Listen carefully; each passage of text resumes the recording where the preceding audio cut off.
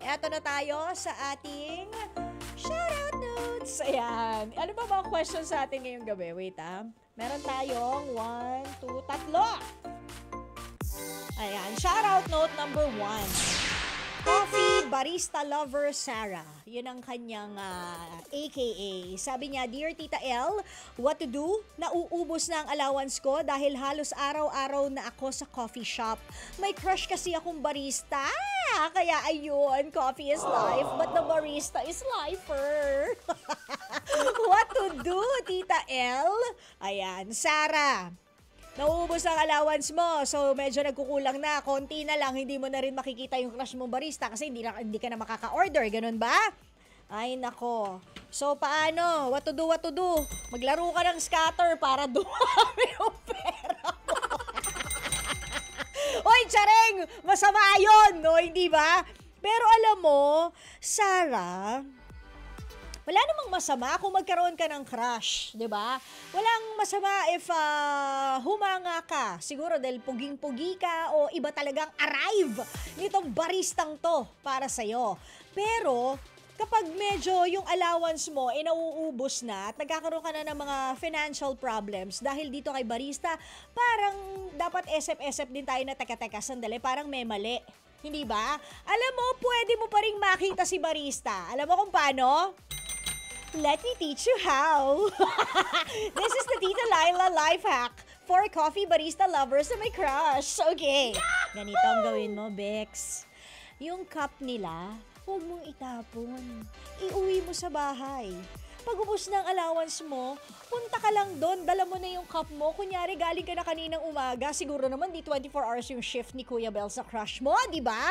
Tapos na mo ng coffee, umiinom-inom ka na. Pagkatapos, sasabihin mo kay crush, Hi, can I get some service water, please? Oh, ganun! O, hindi ka gumastos, nasa loob ka ng coffee shop, nasisipat mo pa rin ang yung crush na barista. Oh, hindi ka pa gumastos, hindi ba? Laila life hack number 2 para sa may crush na mga barista. Huwag kang bumili ng kapite. Yayain mo mga friends mo. Tara, doon tayo mag-aral doon sa coffee shop ng Oh, di ba? Habang nag-aaral sila yung umorder ng kape. Ay, na, actually, nakatatlo na ako today eh. Oh, ganon! Oh, pag nasa makikita mo ulit yung crush mo, barista. Oh, di ba? Oh, ito lang eh. You don't need to spend, Mars. At wag rin na to the point na ipapangutang mo pa yung pangkape mo. Nako, grabe. For all you know, hindi rin naman tinitikman ni Kuya Crush Barista yung tinitimpla niyang kape. Gusto niya 3-in-1. Okay? Sarah, sana nakatulong, but please, wag gawing maglaro ng scatter. Baka lalo kang mamulube, okay? Siyempre, we have to do that moderately, okay? Oh, ito naman, to love again, sabi niya. Sabi niya, Dear Tita L, good news! Wow, I wonder what the good news is. Oh, di ba? Nagkabalikan kami ng boyfriend ko. After more than 5 months na nag-cool off kami, I am so happy. What to do? Para kami na forever. To love again, Eunice. Eunice, that is so nice. That is so nice.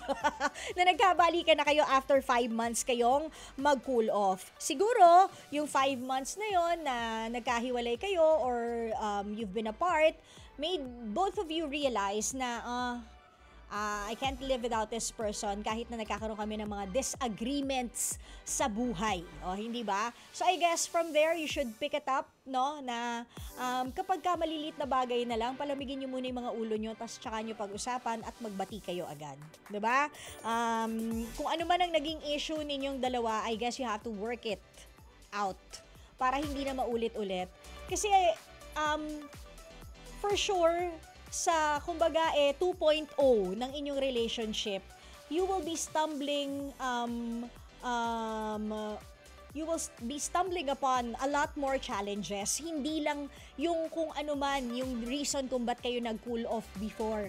Marami yan. Yan yung mga pagsubok ng relasyon. So in order for you both, no, kayong dalawa, na to deal with that, kailangan siguro ng mas matindi pang pag-uunawa. And ngayon na nasubukan nyo na nagkahiwalay kayo ng 5 buwan at hindi nyo pala kinaya, sa tuwing mag-aaway kayo, iisipin mo yon na, teka, ito, nangyari na ito dati. Ang always mong tanong, kaya ko bang mabuhay nang wala siya? Naks. Ano ka, hangin? O, diba? Can't live really without you. Naalala niyo yung viral video na yun, yung sa contest? Diba? Yan. So, tanungin mo lagi yun sa sarili mo. Kaya ko bang mabuhay nang wala siya? If the answer is no, then I guess kailangan nyo i-settle yung issue nyo para hindi na kayo magkahiwalay ulit. Okay, Eunice? Last sa ating shoutout notes. Dear Tita L, naku, mababaw lang ito pero big deal for me. Kalilipat lang namin ang apartment ng live-in partner ko at pinayagan kaming pinturahan po ang loob nito. Gusto ng jowa ko ng green, pero gusto ko naman ng cream.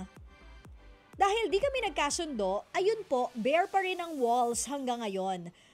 What to do? Colorlessly yours, Liza.